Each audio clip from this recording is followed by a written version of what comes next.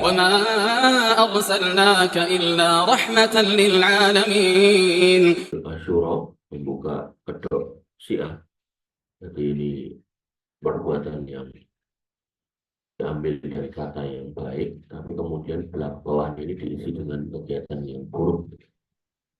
Tulis oleh beliau Al-Mukarram Ustaz Agus Hasan Basori.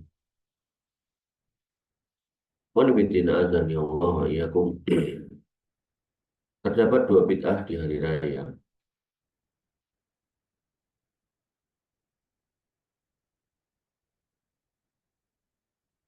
Tentu beliau sebelum memulai pembahasan, beliau memuji Allah Subhanahu wa Ta'ala, bersolawat dan salam ya, kepada Nabi Muhammad SAW, warganya dan para sahabatnya, yang mana mereka adalah orang-orang yang terbaik. Amma ba'du, maka kita ahlu sunnah mengenal Asyura adalah hari puasa pada tanggal 10 Muharram. Ini yang kemarin kita sudah bahas. Yang pahalanya adalah menghapus dosa setahun yang lalu. Sebagaimana athar atau hadis yang Nabi Muhammad SAW sudah jelaskan. Namun, qadarullah, ternyata yang namanya Asyura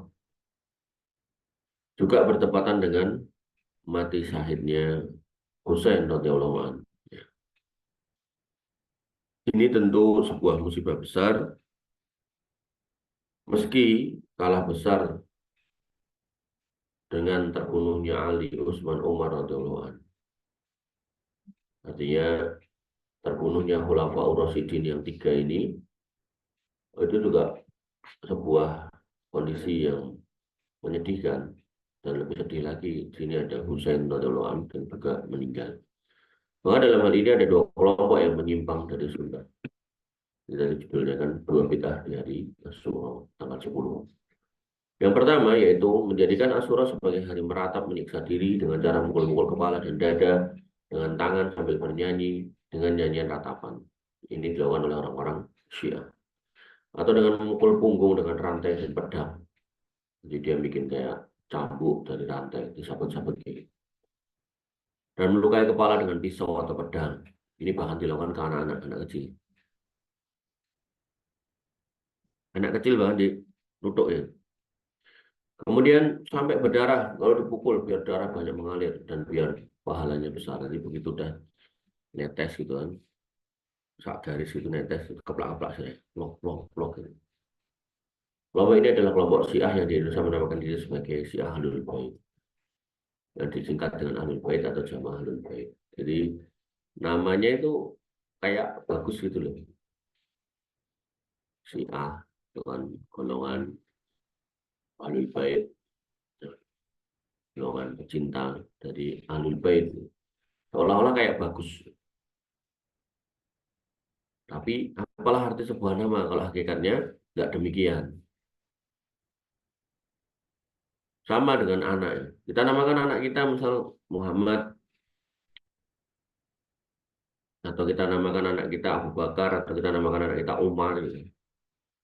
Tapi nggak pernah kita ajari agama. Ya akhirnya apalah arti nama Muhammad, Abu Bakar dan Umar. Dulu itu tak jenenge Robert wae gitu. Ya enggak juga gitu loh. Kasih nama agama, agamis, para nabi, para sahabat, silakan. Tapi orang tua itu juga harus mendidik yang baik gitu. Tentu penamaan ini salah dan melecehkan. Maka istilah Ahlul Bait yang sangat dicintai oleh Ahlus Sunnah. Kelompok kedua adalah kelompok yang nawasib, yaitu musuh-musuh keluarga Nabi yang senang dengan wafatnya Husain. Sehingga mereka menjadikan sebagai hari pesta dan kenduri. Jadi dua-duanya melakukan pesta ya. Yang satu pesta karena sedih. Sedih kok pesta ya? Iya, makanya orang tuh ada yang nggak paham. Harusnya ketika ada orang yang kena musibah itu jangan kemudian malah nyari makan gitu.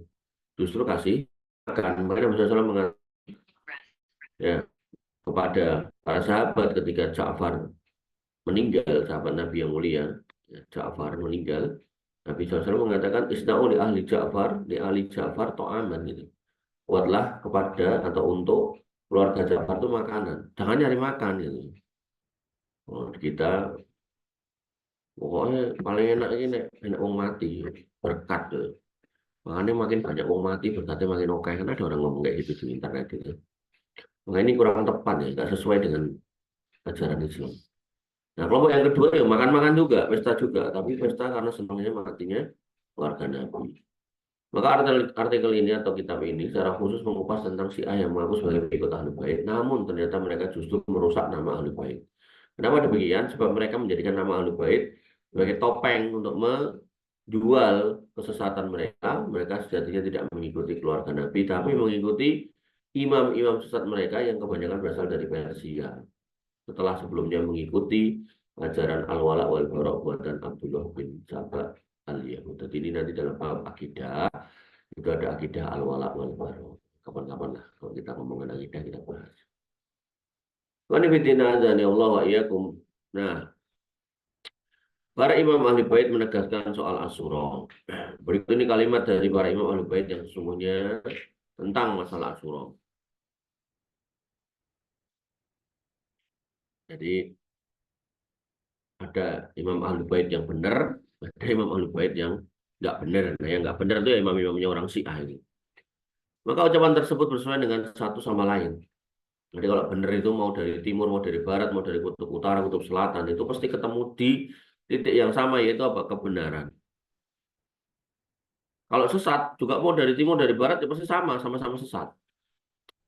Dan itu akan berseberangan. Maksudnya berseberangan tuh siji Islam, siji Kristen, siji Islam, Yahudi. Kok podo ritualnya? Nah, maka ini biasanya bermasalah. Tapi kalau sama-sama orang Islam, mau dari kutub utara, mau kulit putih, kulit hitam, gitu kan, semua pasti ritualnya sama. Ya, kenapa? Karena diambil dari sumber yang sama, yaitu Nabi SAW. Kalau yang saat diambil dari sumber yang sama, yaitu setan. Maka ucapan-ucapan tersebut sesuai dengan satu sama lain. Sesuai dengan sabda Nabi SAW dan perbuatan para sahabat. Maka dinukilkan kepada kita lihat pada kitab Man Qatala Al-Husain. Siapa yang membunuh Al-Husain? Terringkas disebutkan sebagai berikut, yaitu Muhammad bin Ali Al-Husain yang dikenal sebagai As-Sodu. Ibnu Babawai Al-Qummi, Syekhul Muhaddisin, tulis kitab Man La Yahduruhul Faqih dan kitab Lalus Royi. Ia berkata di antara lafaz-lafaz Rasulullah SAW yang tidak mungkin diterjang adalah an-niyahatu min amalil jahiliyah. Jadi meratapi orang mati itu termasuk perbuatan jahiliyah. Nah, kalau ada orang berkumpul ngedep wong mati, ngedep kuburane, gitu, dalam rangka untuk menangis-nangis di situ, maka min amalil jahiliyah, pastikan itu. Nah, ya kalau kamu ngerti ini yang ngomong Nabi, harusnya jangan buat terjang. Oh, itu penting itu, penting.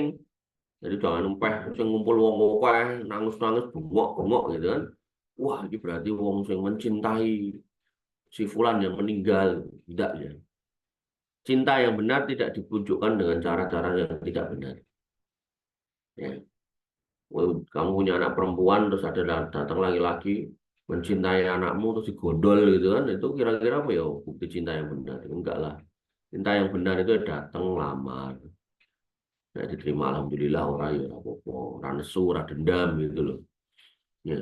Tapi kalau harus me- apa, melukai, menyakiti, lah cinta bel gitu.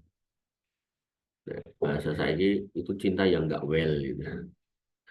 Ja'far As-Shadiq, Abu Abdillah, imam mereka yang ke-6 dari bapaknya bapak berkata, Naha Rasulullah Sallallahu Alaihi Wasallam anir ronnati endal musibah. Nabi melarang tangisan. Bedakan ya, tangisan yang terlarang sama menangis yang boleh. Nek mau berbes gak apa-apa, itu sedih gitu. Innal aina latatma kata Nabi. Yang namanya mata itu ya mesti bisa mengalirkan air mata. Cuman kalau konteksnya ini nangis-nangis, bengor-bengor, nah, gitu ya, maka itu dilarang. Wanaha aniniyahah, khususan ketika itu sifatnya meratapi orang mati. Wal istimai ilaiha, dan mendengarnya. Jadi kita mendengarnya itu. Kadang itu kita nggak melu-melu, tapi kita nonton. Jadi kamu kalau lihat orang Syiah, tuh, mukul-mukul dadanya, kepalanya, enak sing ini, anak sungguh ini, gitu kan. Yang paling parah yang nganggo pisau itu luar biasa bodohnya gitu loh. Ya. Kemudian Al-Imam Ali bin Abi Thalib yang pertama beliau berkata, "Salasun min a'malil jahiliyah." Tiga hal yang termasuk perbuatan jahiliyah. La yazalu fiha nas hatta taqumas sa'ah. Manusia nggak akan henti-henti berada di situ sampai hari kiamat. Yang pertama apa? Al-istisqa'u bin nujum. Minta hujan dengan bintang. Saya ini malah orang mau bintang. Minta hujan dengan Mama Gufron. Hati-hati. Ya. Maka ini perkara jahiliyah. Tapi kita nggak boleh menyebut zamannya zaman jahiliyah ya. Karena zaman jahiliyah sudah selesai dengan dikirimnya Nabi Muhammad SAW. Diutusnya beliau SAW. Kemudian wata'nu fil ansab. Dan mencela nasab. Anaknya sopo? Mungkin anaknya si Kai kok. Wong tipis ya. Jadi semua perkataan-perkataan yang melecehkan nasab orang lain itu hari ini masih ada. Waniyahadu halal mautah dan kemudian meratapi mayit ini juga sekarang masih ada. Bahkan ya toh, zaman biyen itu dilakukan orang-orang jahiliyah, orang-orang musyrik. Nabi datang membawa Islam untuk menghapus itu. Saiki sing nglakoni wong-wong Islam. Yang lakoni kan padha nggo gamis, padha nggo peci gitu. Ngumpul di makame Habib Fulan bin Fulan gitu, nangis-nangis di situ. Allahul musta'an. Kemudian Ali bin Abi Thalib berkata, siapa yang memukulkan tangannya pada pahanya ketika musibah, maka amal solehnya bisa lebur. Lagi paha loh, biar nek dodo, nek kepala, oh, coba. Ali bin Abi Thalib telah berwasiat kepada istrinya Fatimah binti Rasulillah, jika aku mati maka jangan kau cakar wajahmu, jangan teriakkan kata-kata yang jelek, dan jangan menunggui orang yang meratap. Sekarang enggak, orang yang meratap itu dikumpulkan di tengah, sisanya yang pinggir, nyepake anduk, nyepake perban, nyepake ngombe, nyepake kipas gitu. Mengerikan. Imam Husain bin Ali sendiri telah berwasiat kepada Zainab, saudari perempuannya, wahai saudariku, aku bersumpah demi Allah wajib atas kamu melihara sumpah ini, jika aku terbunuh, maka janganlah kamu merobek bajumu dan jangan mencakar wajahmu dan jangan meneriakkan kata-kata yang jelek dan kata-kata kebinasaan atas kesyahidanku. Kemudian Ja'far As-Shadiq berkata, la yasluhus siyah alal mayyit wala yambagi walakinnan nas la ya'rifun. Tidak benar teriak-teriak atas mayit dan tidak layak. Tetapi manusia tidak mengetahui. Ini padahal diambil dari kitab-kitab Syiah ini, Al-Kafi. Ini dari Muntaha Al-Amal. Ini bukan berarti kita suruh baca kitab Syiah, enggak. Maksudnya gini, di dalam kitab Syiah itu ada kutipan-kutipan kayak gini, kayak Mbok Langgar gitu loh. Itu kayak orang-orang Nasoro di dalam kitabnya yang namanya Injil, yang namanya Bible. Itu banyak larangan tentang patung, tapi hampir semua gereja kamu dapati banyak patung.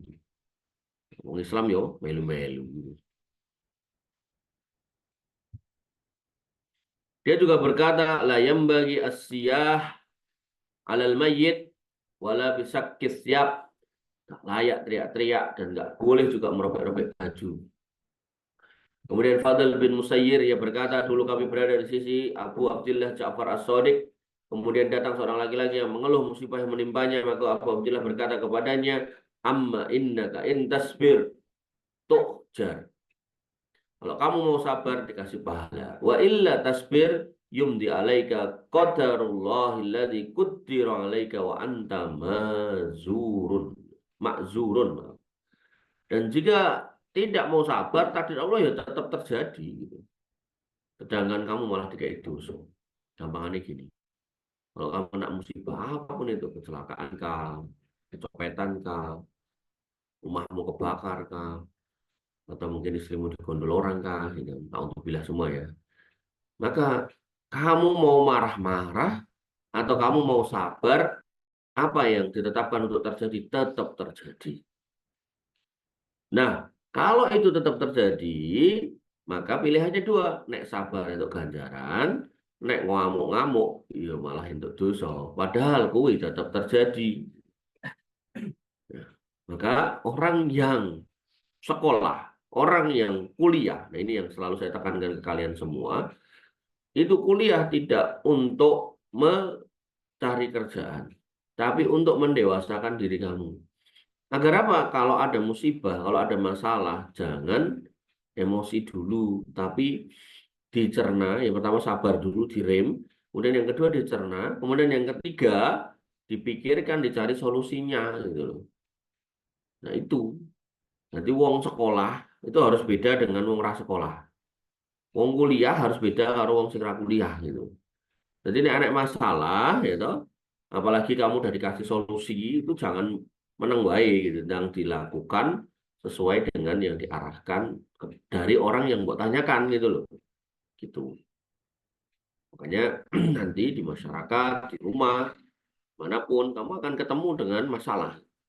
Karena ya namanya hidup di dunia, masalah itu pasti ada di depan mata. Maka perhatikanlah, wahai para pembaca, bahwa kejadian yang dilakukan saat tertimpa musibah adalah bersabar dan berpahala, tidak dengan berkeluh kesah dan berkeberatan. Karena tidak mungkin merubah musibah sedikit pun karena telah terjadi sesuai dengan yang telah Allah putuskan. Sabar atau enggak sabar, orang yang diuji tidak akan bisa merubah sesuatu, akan tapi jika bersabar dapat pahala, jika enggak dapat dosa. Karena toh juga enggak bisa merubahnya. Maka selama 14 abad, manfaat apa yang diperoleh dari tangisan, pukulan, kepala, dan seterusnya, dan bahkan kadang sebagian orang justru mati kehabisan darah karena hal tersebut. Yang kemudian musibah tersebut berubah menjadi dua musibah yang baru, yaitu terbunuhnya Imam Hussein dengan cara tambahannya, yaitu apa, menyakiti diri sendiri dan melakukan perbuatan yang dilarang. Jadi musibahnya Imam Hussein ini tidak kemudian mendatangkan justru penyebab orang-orang ini tambah jelek meneh gitu loh. Toh dia pukul jutaan kali, dia internet perlu gitu. Itu nggak menyebabkan Imam Husain itu bangkit dari kuburnya gitu. Itu tambah menyakiti dirinya, tambah kemudian melakukan perbuatan yang dilarang oleh sesepuhnya, leluhurnya, para ahli bait, yaitu siapa? Rasulullah SAW. Ya. Jadi larangan tersebut telah valid dari para imam Syiah, juga telah sahih dari para imam Ahlus Sunnah. Dan bahkan kalau ingat atau tahu kisahnya meninggalnya Ali radhiyallahu anhu, itu kan juga dibunuh. Tapi Husain sekalipun nggak pernah menganiaya dirinya untuk menangisi meratapi kepergian bapaknya. Ya sedih pasti, tapi kalau kemudian mukul-mukul dirinya kayak yang mereka lakukan, enggak. Maka hari Asyura menurut Syekhul Islam Taimiyah ditanya tentang apa yang dilakukan oleh sebagian manusia pada tanggal 10 Muharram yang berupa bercelak, mandi, memakai hina, warna tangan, pacar, kemudian saling berjabat tangan, menampakkan kegembiraan. Apakah ini ada asal yang sahih dalam Islam ataukah hadas? Ini adalah sebuah bid'ah. Demikian pula yang dilakukan oleh sebagian manusia dalam perkumpulan kesedihan, kerinduan, ya, nabe, dengan menyebutkan kebaikan orang-orang yang sudah mati. Nah, ini biasa kalau di apa namanya, di kita itu disebut dengan, aku tadi lali sih, manakipan. Ya. Manakipan menyebutkan keutamaan orang-orang yang sudah mati. Niyahah meratap dan merobek-robek baju, apakah ini semua memiliki asal? Maka beliau rahimahullah menjawab, alhamdulillah rabbil alamin, tidak ada satu hadis sahih pun dari semua itu yang diriwayatkan dari Nabi SAW, tidak juga dari para sahabat beliau, dan tidak ada satupun dari para imam kaum muslimin yang menganggap baik, tidak imam empat, tidak juga yang lain, para milik kitab-kitab yang menjadi pegangan tidak pernah meriwayatkan hal tersebut, tidak dari Nabi, tidak dari para sahabat, tidak juga dari para tabiin, tidak yang sahih maupun yang dhaif, tidak ada kitab-kitab sahih, tidak ada kitab-kitab sunan, tidak ada kitab-kitab musnad. Hadis tersebut tidak ada satupun yang dikenal pada masa-masa yang paling diutamakan. Jadi pada masa sahabat, tabiin itu tak pernah ada. Karena inilah maka Ahlus Sunnah wal Jamaah menolak keras bentuk perayaan dan pesta apapun pada hari-hari di bulan Muharram, terutama pada hari ke-10, karena hal ini bukanlah hari raya, tidak dirayakan. Bahkan kami berkeyakinan bahwa merayakannya adalah menyalahi sunnah, dan sunnah khulafaur rasyidin inilah yang disebutkan oleh Ibnu Taimiyah dalam pertanyaan terdahulu.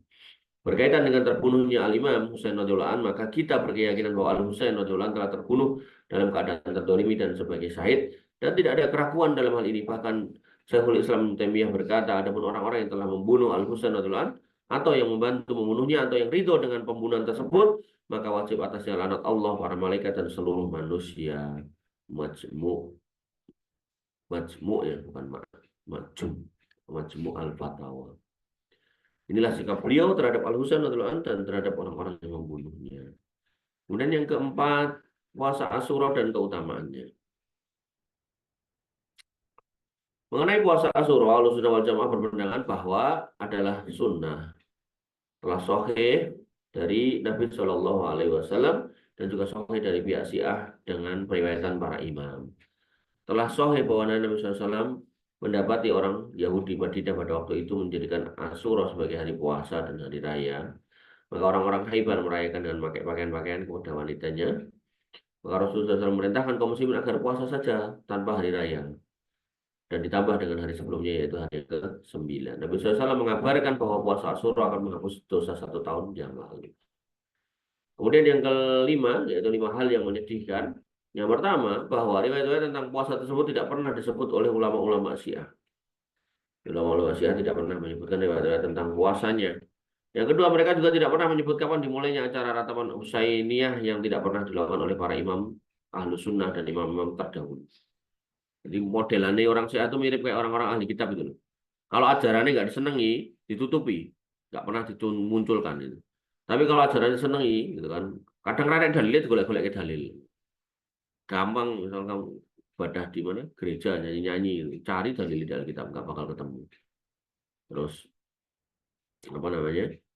Perayaan tanggal 25 Desember, cari di Alkitab nggak bakal ketemu. Terus diwolak-walik nanti suwek bakal ketemu. Ya. Tapi ya itulah modelannya sama dari ahli kitab dan orang apa namanya Syiah itu sama. Makanya di dalam Quran itu disebut sebagai al-maghdub wad dal, gitu. Orang-orang yang termurkai dan orang-orang yang sesat. Orang yang termurkai orang-orang Yahudi yang dia ngerti hukum tapi ragu melakoni. Abdol ini orang-orang Nasoro, yaitu orang yang nggak ngerti hukum tapi ngelakoni seolah-olah ada dari agamanya. Kemudian yang ketiga, ya kayak ini kan, tidak pernah menyebutkan kapan dimulainya. Karena memang nggak ada asalnya. Ketiga, saat mereka menyebut tragedi Karbala, ketika kisah matinya Imam Al-Husain, radhiyallahu anhu bait yang lain, mereka banyak melakukan pemutarbalikan fakta melalui riwayat hadis palsu dan lemah tadi yang sudah tak bilang. Jadi dia corone lah gitu, mendapatkan dalil gitu, gawe pokoknya. Sebenarnya pembunuh Al-Husain adalah orang-orang mereka sendiri, orang-orang Irak Kufah. Semoga Allah memperlakukan mereka dengan keadilannya. Bukan selain mereka, tidak ada seorang pun menyertai mereka selain mereka sendiri. Mereka lah yang berdosa terhadap Al-Husain, menipunya, mengkhianatinya, membiarkannya sendirian, sebagaimana mereka membiarkan bapaknya Ali radhiyallahu anhu dan saudaranya sebelumnya. Jadi kalau membaca kisahnya itu ya menyedihkan. Jadi waktu itu ada proses pembaiatan dari keluarga Muawiyah gitu kan. Nah, Husain radhiyallahu anhu ini dapat surat dari orang-orang Kufah, Reneo, tak baiat jadi khalifah, Reneo, Reneo. Sebenarnya udah dinasihati sama sahabat-sahabat yang senior, nggak usah di sini aja, di Mekah aja. Tapi qadarullah lebih memilih untuk pergi membawa 70 orang keluarganya gitu loh. Dan kemudian berharap benar-benar orang yang ngundang itu bertanggung jawab untuk menjaga, mengamankan berangkat. Akhirnya khalifah yang memproklamirkan diri itu nyusul. Tapi bukan khalifahnya, pasukannya. Gitu. Nah, pasukannya kemudian diweling gitu. Pokoknya cekelan wae coba apa-apa ke wong piye itu putune nabi. Nah, artinya 70 orang ini dikepung dengan ribuan orang. Bahkan ya namanya ribuan orang gitu. Saiki we baru ratusan gelintir orang-orang PSHT we ngeroyok polisi gitu. Bagaimana kemudian ribuan orang yang penuh emosi gitu. Apalagi sampai dapat julukan pasukan khalifah atau apalah itu. Kemudian dikepung dan kemudian dibunuh. Cuma dibunuh, ya tahu kepenggal itu. Dan kepalanya diserahkan kepada khalifah waktu itu. Khalifah bingung gitu, kaget itu. Dan dia cuma ngomong kepada komandannya itu, kamu bunuh ini orang yang kamu bawa ke sini kepalanya orang yang dicium sama Nabi. Gitu. Kepalanya khalifah ya nggak mau sebenarnya, nggak sampai, jangan sampai seperti itu gitu. Mau pengen damai wae gitu loh, jangan sampai. Tapi ya sudah terjadi. Dan itu juga akhirnya menjadi liyabluwakum ayyukum ahsanu amala. Mana di antara kita yang berakidah yang benar. Ujian buat keimanan kita. Yang keempat, mereka tidak pernah menyebut saudara-saudara Al-Husain radhiyallahu anhu yang mati syahid bersamaan di padang Karbala. Mereka di situ ada Abu Bakar, Umar, Utsman. Ini kan nama-nama yang dibenci oleh orang-orang Syiah. Ya. Kenapa orang Syiah mengagungkan Husain bukan Hasan? Nah, ini menarik loh. Kamu naik mau sejarah baru tahu. Karena Husain menikahi orang Persia, Hasan enggak. Nah, anak turun Husain dari orang Persia inilah yang sama orang-orang Syiah diangkat menjadi imam mereka. Mengapa mereka bersikap demikian? Jawabannya adalah bahwa tidak disebutkan nama mereka hanya karena khawatir. Pertanyaan orang awam Syiah, mengapa Imam Ali menamai putra-putranya dengan nama-nama orang yang mereka benci, atau Abu Bakar, Umar, Utsman? Jadi mereka itu punya doktrin bahwasanya Abu Bakar, Umar, Utsman itu udah kafir, mengkhianati risalah Nabi. Mengapa Imam Husain dan Imam Al Hasan menamai putranya dengan Abu Bakar? Bukan penamaan menunjukkan akan kecintaan. Artinya orang itu menamai dengan nama-nama ini kan karena cinta. Tapi mereka menutupi.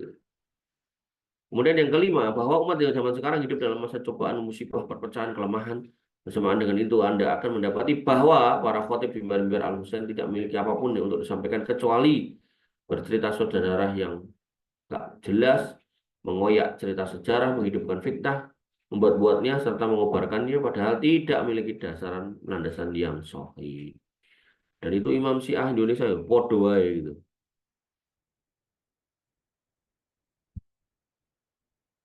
Sama aja gitu. Jadi nggak punya dasar. Yang keenam, kita menolak acara Asyura ala Syiah. Sikap kita Ahlussunnah terhadap acara ratapan orang Syiah itu adalah sebagaimana disampaikan oleh Ibnu Taimiyah, yaitu bahwasanya yang diperintahkan oleh Allah Ta'ala kepada Rasulnya terhadap musibah, jika musibah itu terjadi, adalah sabar. Bersabar, istisab, ihtisab, maaf, berharap pahala. Kemudian istirja, mengucapkan innalillahi wa inna ilaihi raji'un. Nanti kalau dalam bab meninggalnya anak yang kecil, anak-anak itu orang tuanya ditinggal mati anaknya, maka termasuk sebelum istirja ini adalah memuji Allah. Ya, apa yang diucapkan hambaku, kata Allah pada malaikat yang mencabut nyawa anaknya. Kemudian malaikat mengatakan hamidaka wastarjaka wastirjaka, yaitu di mereka itu memujimu dan beristirja kepada wastarja'a, maaf, hamidaka wastarja'a, mereka memujimu dan kemudian beristirja. Maka jika Allah Ta'ala telah memerintahkan untuk bersabar dan ihtisab pada saat musibah baru terjadi, maka bagaimana pula musibah itu telah lalu sekian lama, maka mungkin menjadikan hari Asyura sebagai hari kesedihan termasuk perkara yang baik. Itu adalah perkara yang dihiasi oleh setan untuk orang-orang sesat lagi membangkang. Demikian pula ya, manakiban gitu kan, itu juga perkara yang tidak ada dasarnya. Dan pelantunan syair-syair sedih juga tidak ada dasarnya. Kedua kelompok tersebut telah melakukan kesalahan, keluar dari sunnah. Keluar dari sunnah ini bukan berarti kafir ya. Maksudnya tidak sesuai dengan sunnah. Kan pernah datang orang atau ngomong kepada Nabi SAW, saya akan terus beribadah dengan cara tidak menikah. Karena nikah nanti nyusahkan saya untuk ibadah. Kata Nabi SAW, "Waman raghiba an sunnati falaysa minni." Siapa yang enggak suka sunnahku, ya maka itu bukan golonganku. Tapi bukan dikafirkan, bukan. Maksudnya, kowe iki nek seneng karo aku ya melu sunnahku gitu. Rasulullah SAW dan ulama Rasulullah tidak pernah menyunahkan suatu perbuatan dari perbuatan tersebut pada hari Asyura, dan tidak siar-siar kesedihan, tidak juga siar-siar kegembiraan. Majmu' Fatawa. Majmu'ul Fatawa. Setelah ini kita katakan telah banyak para nabi yang terbunuh, tapi Rasulullah SAW tidak pernah melakukan seperti itu sama sekali. Demikian pula terbunuh sejumlah keluarga nabi seperti Hamzah dan Ja'far di zaman Nabi SAW. Ini Ja'far tadi saya singgung tadi. Dan beliau tidak pernah melakukan satupun dari keduanya. Jadi kalau ngomongkan keluarga yang mati, keluarga Nabi juga banyak yang mati. Tapi Nabi nggak pernah kayak gitu. Beliau nggak pernah bangun kuburannya untuk keduanya, tidak juga membuat musim-musim untuk menziarahinya pada tahun-tahun tertentu, tahun tertentu, tidak juga yang lainnya. Padahal keduanya adalah orang yang sangat utama, dan beliau Al-Mustafa Sallallahu Alaihi Wasallam sangat mencintai keduanya. Demikian pula keadaan terhadap Khadijah radhiyallahu anha. Nabi nggak pernah gawe maulid Khadijah, gawe apa kayak jenenge haule Khadijah, nggak pernah. Makanya saya katakan mereka yang kemudian bikin haul-haul itu nggak punya dasar sama sekali. Bahkan Nabi ya, di antara istri-istri yang paling dicintai adalah Khadijah radhiyallahu anha, sampai istri-istri yang hidup itu sampai cemburu pada orang yang sudah meninggal, yaitu istri Nabi SAW, yaitu Khadijah ibunda Hajar radhiyallahu anha. Tapi Nabi sekalipun nggak pernah bikin haul-haulan gitu loh. Ya, makanya saya katakan nggak usah kemudian kamu geger gitu.